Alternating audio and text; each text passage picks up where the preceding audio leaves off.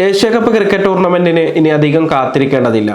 Tournament ആരംഭിക്കാൻ 2 ദിവസം മാത്രം ശേഷിക്കെ ഫേവറേറ്റുകളായ ഇന്ത്യ അവസാനഘട്ട പടയൊരുക്കത്തിലാണ്. ദുബായിലെ ICC സ്റ്റേഡിയത്തിൽ ഇന്ത്യയുടെ പരിശീലനം പുരോഗമിക്കുകയാണ്.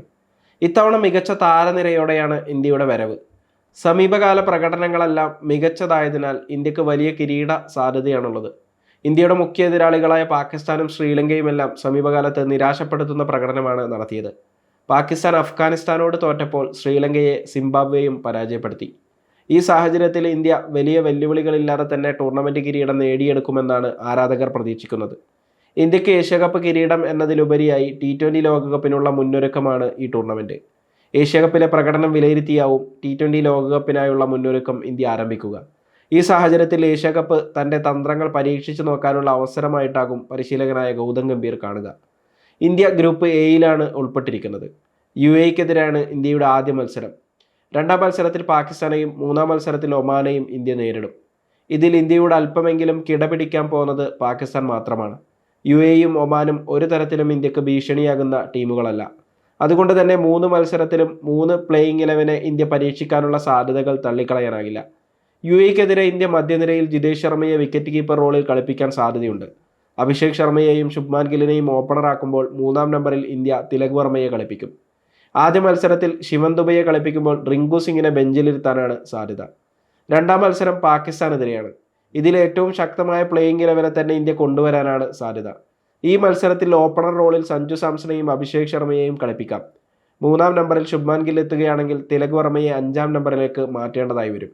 തിലക് വർമ്മയുടെ ആദ്യ മത്സരത്തിലെ പ്രകടനം വിലയിരുത്തിയാണ് പ്ലേയിങ് 11-ൽ മാറ്റമുണ്ടാവുക.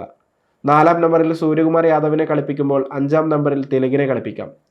കൂടാതെ ദുബൈയുടെ ടീമിലെ സ്ഥാനം നഷ്ടമാവുകയും ചെയ്യും. ഇത്തരമൊരു പ്ലേയിങ് 11 ആകും പാകിസ്ഥാനെതിരെ ഇന്ത്യ പരീക്ഷിക്കാൻ സാധ്യത. 6ാം നമ്പറിൽ ഹാർദിക് പാണ്ഡ്യയും 7ാം നമ്പറിൽ അക്ഷർ പട്ടേലിനെയും കളിപ്പിക്കുമ്പോൾ ജസ്പ്രീത് ബുംറയ്ക്കും ഹർഷ്ദീപ് സിംഗിനുമൊപ്പം കുൽദീപ് യാദവും വരുൺ ചക്രവർത്തിയും പ്ലേയിങ് 11-ൽ സ്ഥാനം പിടിക്കും. ഒമാനെതിരായ മത്സരം ഇന്ത്യയുടെ ബെഞ്ച് കരുത്ത് പരീക്ഷിക്കാനുള്ളതാകും.